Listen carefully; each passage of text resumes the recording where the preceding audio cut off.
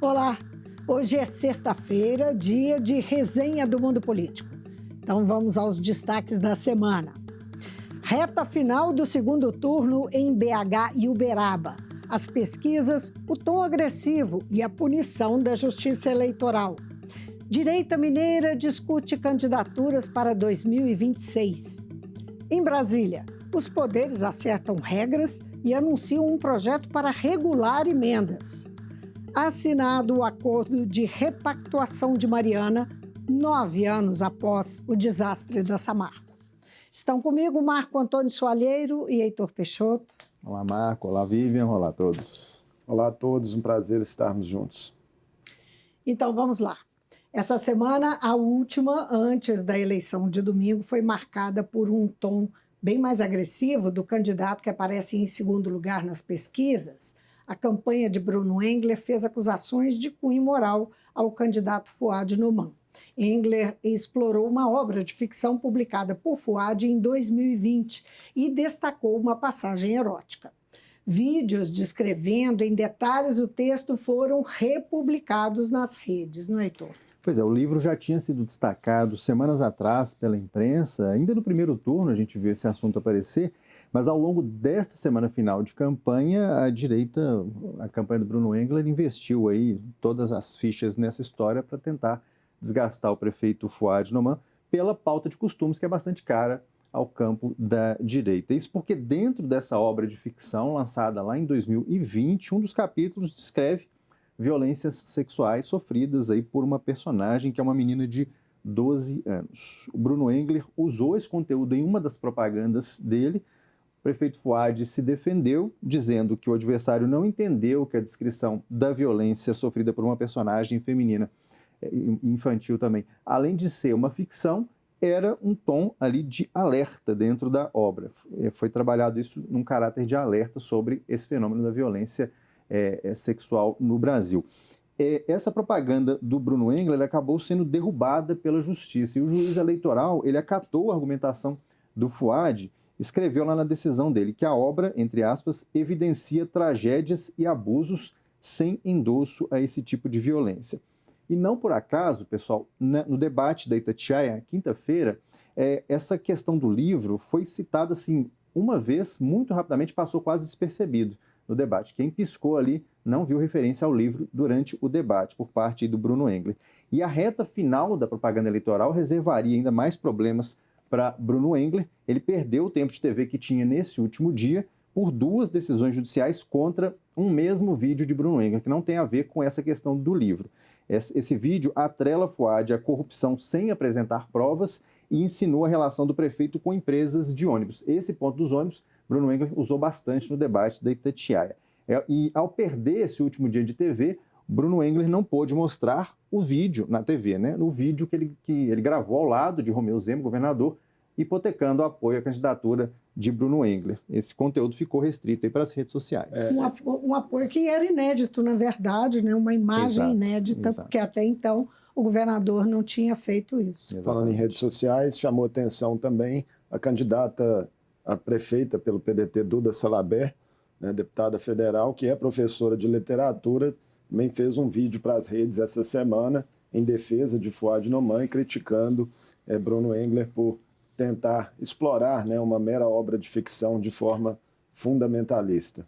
E nessa semana, não é, Marco Antônio, o candidato Bruno Engler recebeu novos apoios. A principal adesão a Engler veio do governador de São Paulo, Tarcísio de Freitas, do Republicanos, né, que deu uma declaração aí explorada em peças de campanha de Engler. Tarcísio, que fez esse gesto e foi interpretado aí como um aceno dele, né, a Jair Bolsonaro.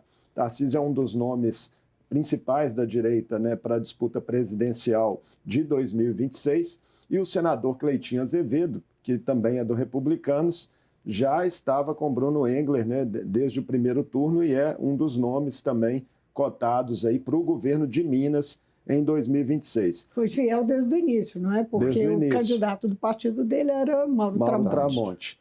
Logo após o posicionamento do governador de São Paulo, Tarcísio de Freitas, o Republicanos em Minas declarou formalmente apoio a Engler, mas Mauro Tramonte, né, que ficou na terceira colocação foi candidato pelo partido à Prefeitura de Belo Horizonte, teve ali 15% dos votos, se manteve na neutralidade. Assim como o ex-prefeito Alexandre Calil, que na reta final aí da pré-campanha, né, deixou o PSD e se filiou ao Republicanos, também está neutro nesse segundo turno.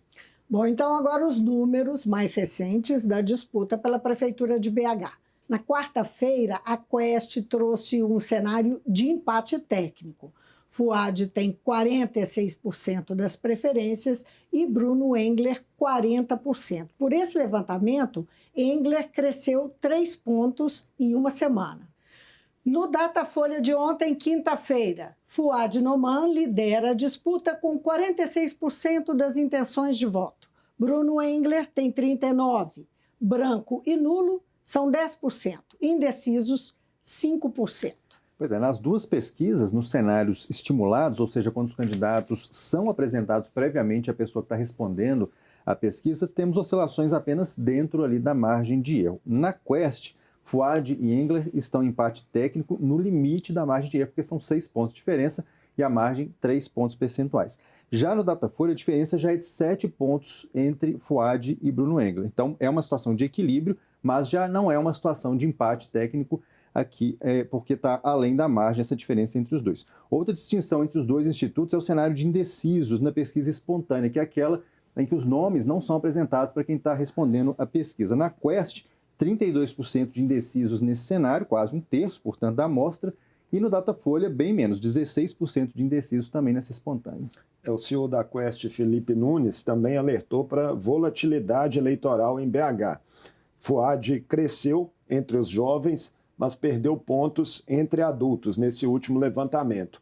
E houve ainda uma mudança significativa, né, nos grupos por renda. O crescimento de Bruno Engler se deu principalmente entre os evangélicos e os mais pobres. Tudo isso somado, né, a gente tem aí um cenário de disputa aí com prognóstico indefinido para o próximo domingo. Esses 32% tão elevado, parece que, digamos que combinam com essa leitura da volatilidade, né? Se tem tanta gente indecisa, pode né, ir para um segmento, crescer um segmento, cair outro. O Datafolha também tem uma diferença que na Quest não tem, que é assim, a pessoa pode indicar Fuad, vou votar no Fuad ou vou votar no 55. Tem duas respostas possíveis que elas não estão agregadas no resultado ali que eles apresentam na espontânea. O Engler é a mesma coisa, tem lá votos no Bruno Engler e votos no 22. Então, isso aí também talvez explique essa questão da diferença dos indecisos. Bom, então vamos para Uberaba, a outra cidade de Minas que vai ter eleição de segundo turno no domingo.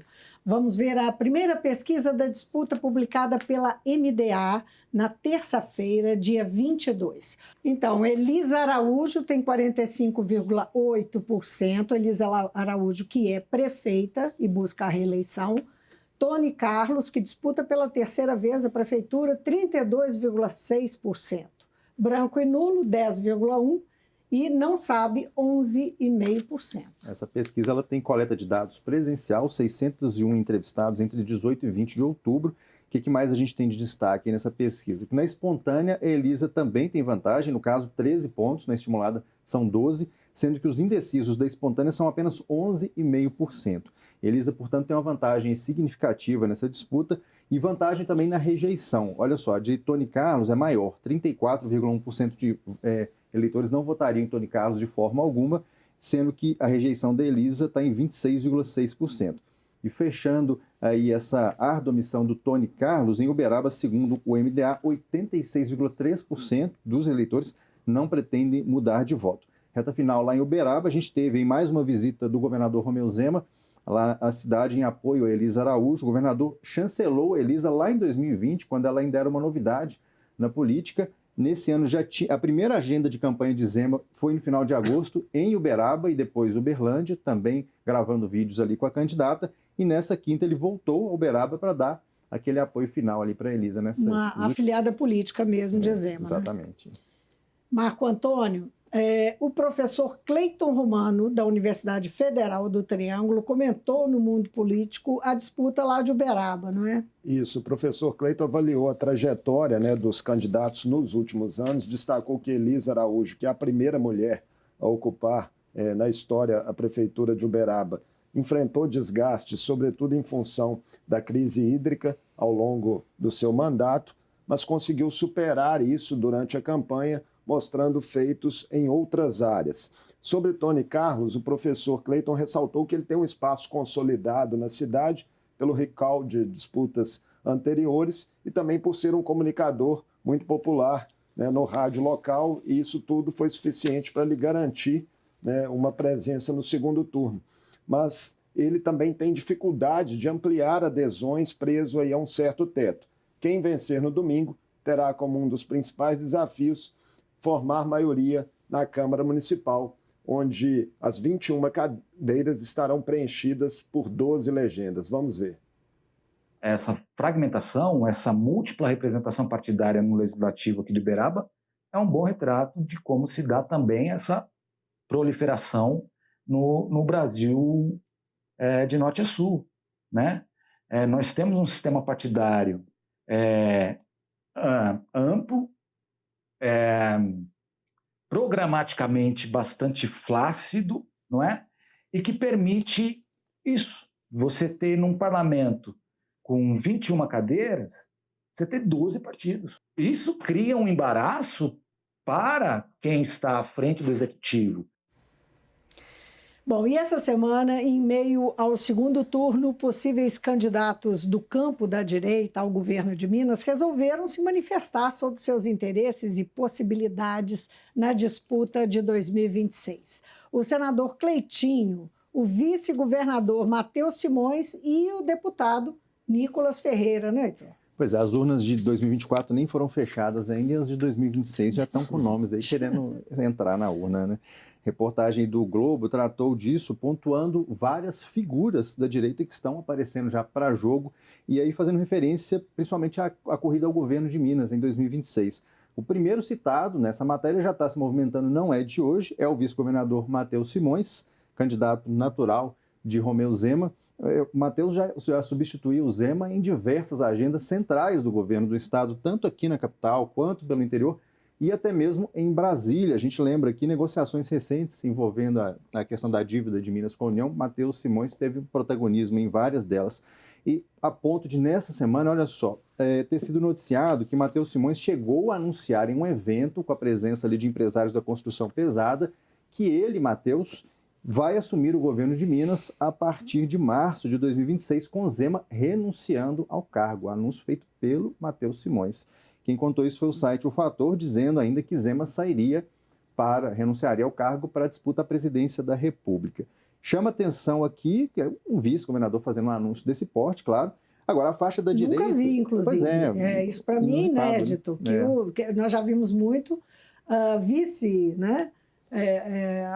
Prestes a assumir, e quem fala é o titular do cargo, né? Que normalmente anuncia. Pois é, foi surpreendente isso aí. Bom, a faixa da direita pode estar novamente congestionada, exemplo do que a gente está vendo nas disputas aí nos municípios por todo o país, porque no campo do bolsonarismo, quem também já está se movimentando, já está sendo alçado a possível candidato ao governo, é o senador Cleitinho Azevedo, do Republicanos.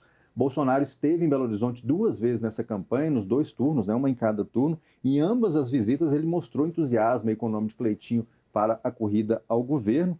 No primeiro turno, Cleitinho meio que fez que não era com ele, não rendeu muito assunto, mas agora, nesse segundo turno, ele falou que sim, que ele está preparado para esse desafio, caso o Nicolas Ferreira não tope essa parada. Em entrevista à FM O Tempo, o deputado federal Nicolas disse que não sabe se deseja disputar o governo de Minas. Ele lembrou que a situação das contas públicas do estado é muito ruim e teme que isso atrapalhe a governança dele aqui no estado. E para fechar, apesar de tantos nomes de peso aí congestionando essa via da direita, há uma preocupação na própria direita de que divisões possam atrapalhar os planos desse campo, porque eles já visualizam lá do outro lado a presença de um candidato considerado forte, que é o senador Rodrigo Pacheco, presidente do Senado, que deve concorrer aí pelo PSD, possivelmente até mesmo com apoio do presidente Lula. Resta saber a real disposição de Pacheco para encarar essa candidatura, né? Publicamente ele nunca disse nada a respeito. Bom, enquanto figuras proeminentes do campo da direita falavam sobre a sucessão em Minas, o governador Romeu Zema ganhou espaço na mídia com outros assuntos. Em uma entrevista à Itatiaia, à Rádio Itatiaia, Zema desafiou o governo federal, dizendo que, em Minas Gerais, o novo seguro obrigatório, o SPVAT, que substitui o DPVAT, não será cobrado dos mineiros. Como é que foi isso, Eymar? Então, vamos só explicar Isso rapidamente. teve muito desdobramento. Só explicar rapidamente para quem nos assiste, né? Essa recriação do SPVAT, que é o antigo DPVAT, foi sancionada pelo presidente Lula em maio desse ano, e a cobrança voltaria a ser exigida anualmente de proprietários de veículos a partir de 2025. O que acontece? O DPVAT antigo, né, havia sido extinto em 2021 durante o governo Bolsonaro, quando as indenizações às vítimas passaram a ser pagas com saldo acumulado de anos anteriores. Só que no final de 2023 esse saldo se esgotou e desde então estão suspensos os pagamentos para quem se acidentou, né, após essa data. O novo seguro terá valor fixo entre R$ 50 e R$ 60 anuais e busca aí garantir recursos para indenizações por morte, invalidez permanente, reembolso de despesas médicas e serviços funerários.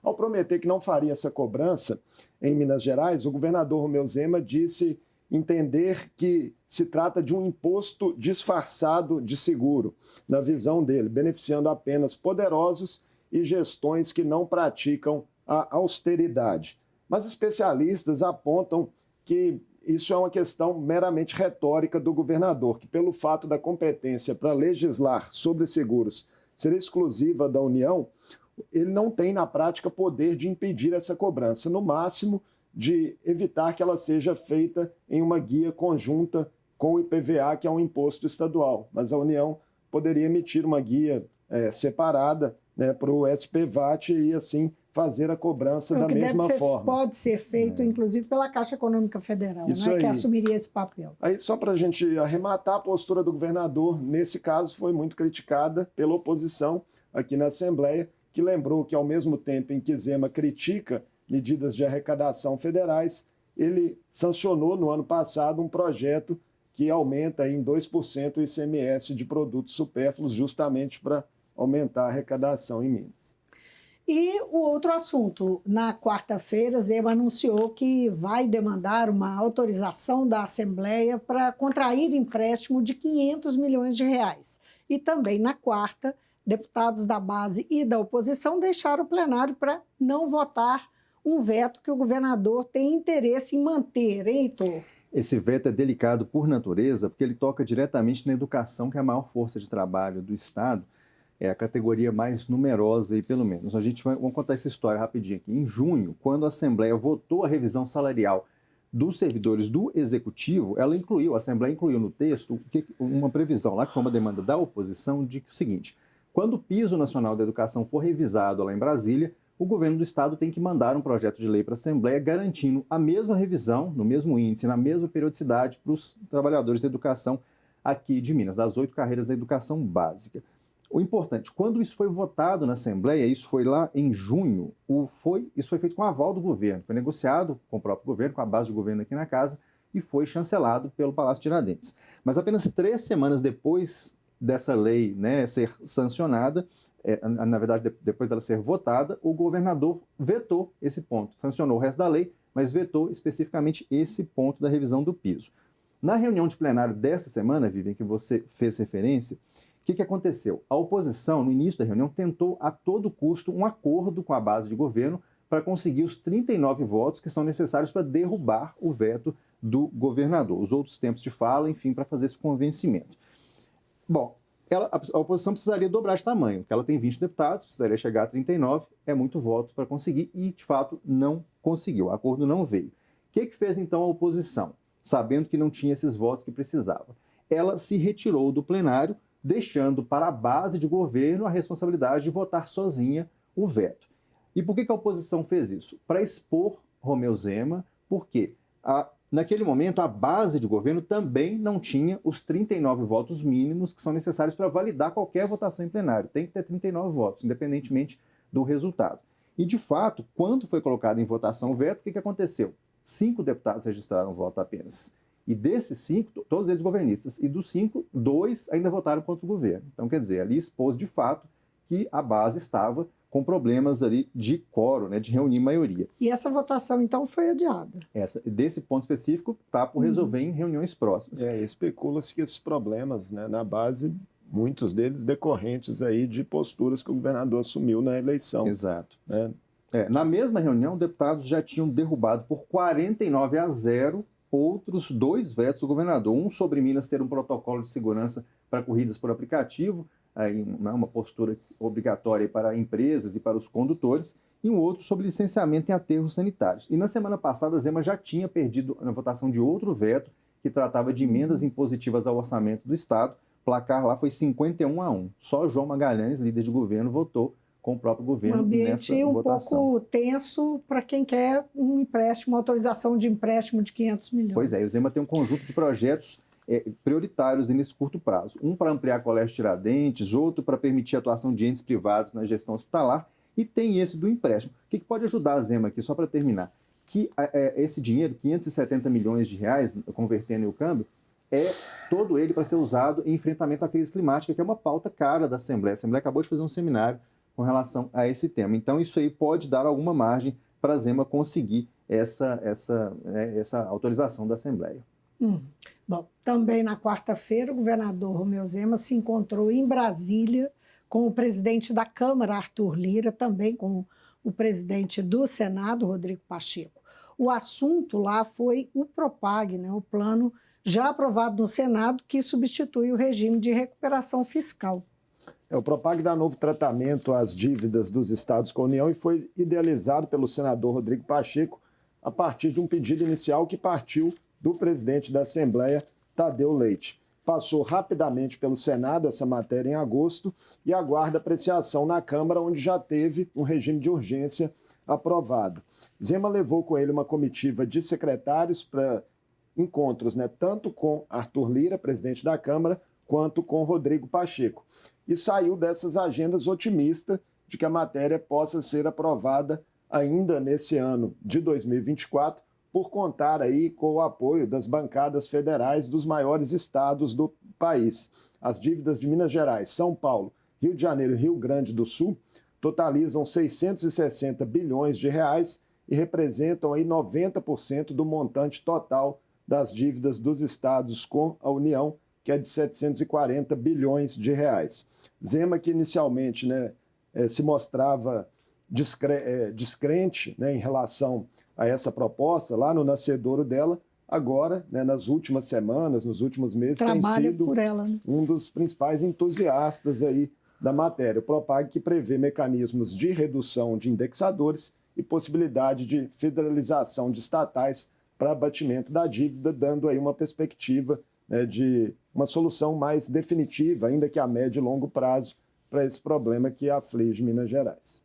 Bom, e com as eleições prestes a serem encerradas, Câmara e Senado já se movimentam em torno de pautas e de negociações para a sucessão das presidências nas duas casas. Em destaque, as pautas do Executivo da área econômica, como o pacote de reestruturação de gastos, que ainda não chegou ao Congresso, mas já é muito falado e discutido. E a conclusão da reforma tributária em 2 projetos que estão no Senado. As duas casas têm um ambiente aquecido pela sucessão. Essa semana, o Mundo Político recebeu um especialista em Congresso, jornalista e colunista político, Fábio Zambelli, que tratou desse cenário, né, Marcos? Zambelli destacou que os próximos meses, diante desse contexto que você acabou de descrever, Vivi, vão ser mesmo bastante desafiadores e delicados para o governo Lula. Aprovar logo, né, as pautas econômicas pendentes é essencial para os últimos 2 anos da gestão do presidente, assim como ter à frente das casas do Congresso dirigentes que não representem aí, né, bloqueios às pautas do Executivo. O Planalto não assume, por enquanto, posição oficial, né, nessa sucessão das mesas do Congresso, e o Zambelli comentou o resultado de uma recente pesquisa do portal Congresso em Foco, revelando que a imagem do governo piorou, né, para os parlamentares em relação ao início do ano de 2024, motivada aí essa piora, sobretudo, pelas disputas em torno do orçamento. Vamos ver. tanto as emendas PIX, as emendas de relator, existe um processo articulado ali politicamente entre os dois poderes, né, executivo e judiciário, para restringir esse mecanismo e, portanto, isso significa menos recurso na mão dos parlamentares. O parlamentar, olhando para a sua base com menor margem, menor capacidade de fazer política na sua base, com transferência de recursos ali para saúde, educação, diversas áreas que os tornam esses parlamentares politicamente muito poderosos ali nos seus redutos, eles já ficam naturalmente mais hostis ao executivo. Sobre as emendas, uma nota oficial emitida ontem pelos 3 poderes, legislativo, judiciário e executivo, informa que a negociação em torno do assunto está em fase final. STF, Câmara, Senado e Executivo anunciaram que um projeto de lei complementar sobre a execução das emendas daqui para frente seria concluído ainda ontem e com previsão de ser votado nas 2 casas legislativas na próxima semana. A nota ainda informa que, após a votação, o relator vai avaliar a continuidade da execução das emendas e submeter o tema ao plenário do Supremo. Lembrando que o STF suspendeu o pagamento das emendas em agosto, até que fossem definidas regras claras e transparentes sobre a destinação e a origem. Então, os deputados, claro que têm interesse em liberar, mas, ao mesmo tempo, existem outras resistências, outros interesses em jogo dentro da casa, numa casa que está disputando sucessão. Esse né? tema ainda vai dar pano para manga. Vai, com certeza. Bom, agora o Acordo de Mariana, ele foi assinado hoje, aquele acordo de repactuação em um evento em Brasília. 100 bilhões devem ser pagos em 2 décadas pelas empresas controladoras da Samarco, a Vale e a anglo-australiana BHP Billiton. As mineradoras também destinarão outros 32 bilhões para custeio de indenizações e pessoas atingidas de ações, não é? E ações reparatórias, pessoas atingidas e as ações reparatórias. O desfecho ocorre depois de 9 anos do rompimento da barragem do Feijão, que matou 19 pessoas e provocou o que é considerado o maior desastre ambiental da mineração no mundo.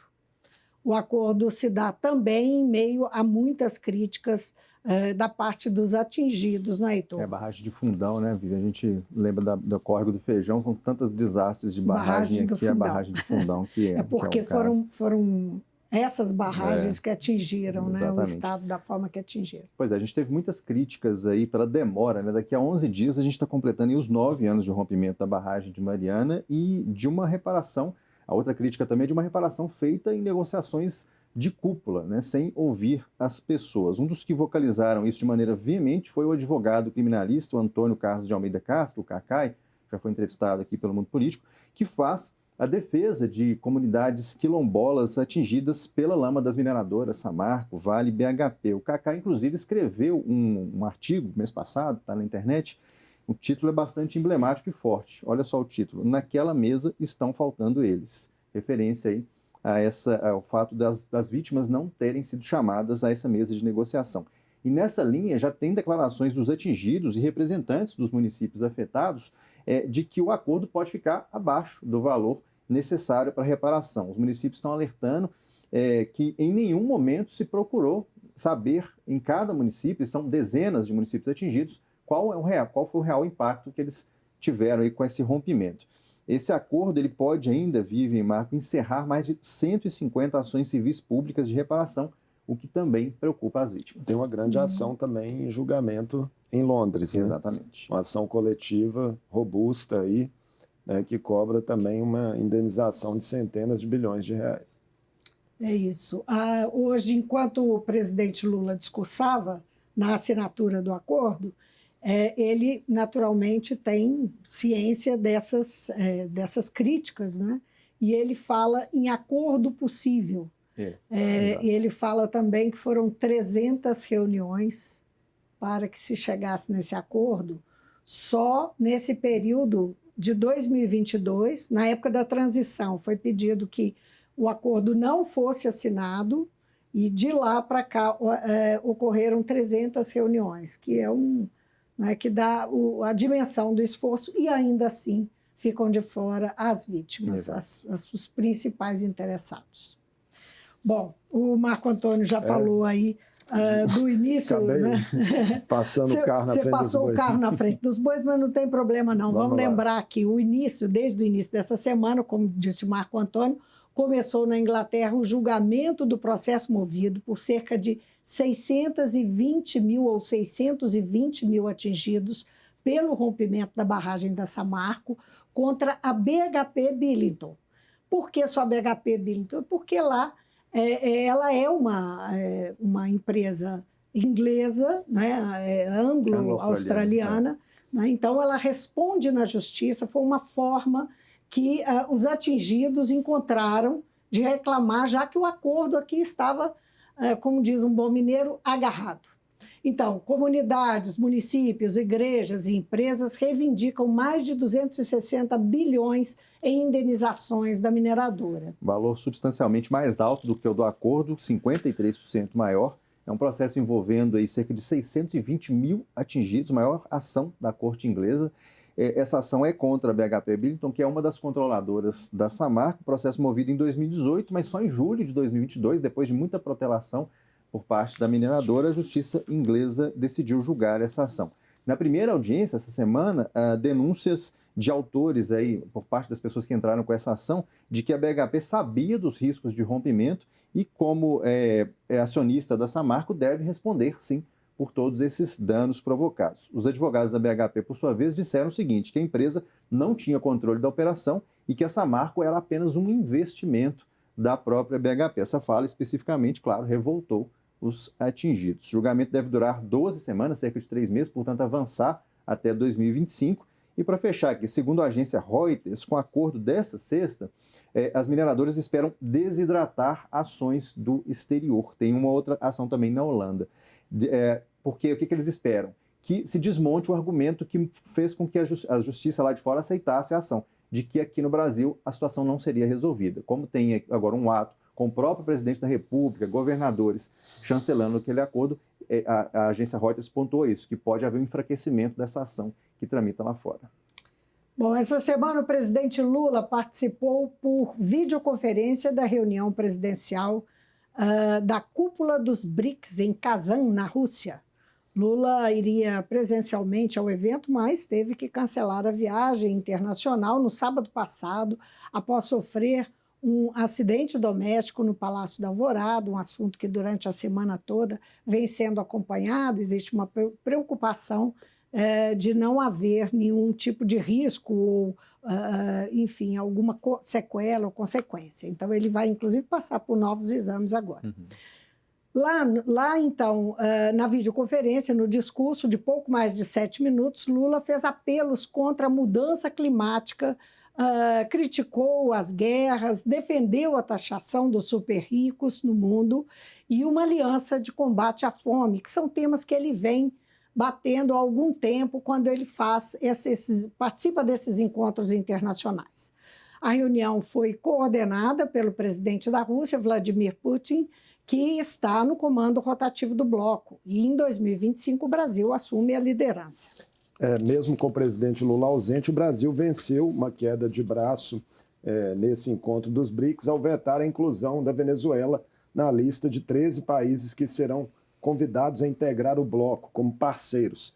A pressão dos anfitriões russos era grande a favor da entrada da Venezuela e houve uma presença de última hora de Nicolás Maduro, o presidente venezuelano, na cúpula em Kazan, mas isso não foi suficiente para sensibilizar ali a favor de uma decisão favorável à Venezuela. A diplomacia brasileira era contrária a essa entrada venezuelana no bloco desde que se desentendeu com o regime de Maduro após as contestadas eleições deste ano no país vizinho, com muitas acusações de fraudes que podem ter ocorrido por lá. Putin, por sua vez, reiterou que as posições de Moscou não coincidem com as do Brasil em relação à Venezuela. Bom, pessoal, a gente fica por aqui. Marco, Heitor, valeu por mais essa sexta juntos. Valeu. E temos aí mais trabalho pela frente. Pois é, para todo mundo que está em casa, um convite, domingo, a TV Assembleia estará desde amanhã com Andréa Zaguri na cobertura do segundo turno das eleições e a partir das 5 da tarde, às 17 horas, nós três, Heitor, Marco e eu, assumimos para acompanhar a apuração de Uberaba, BH e outras 14 capitais e conversar com os analistas políticos, nossos convidados. Não perca, até lá.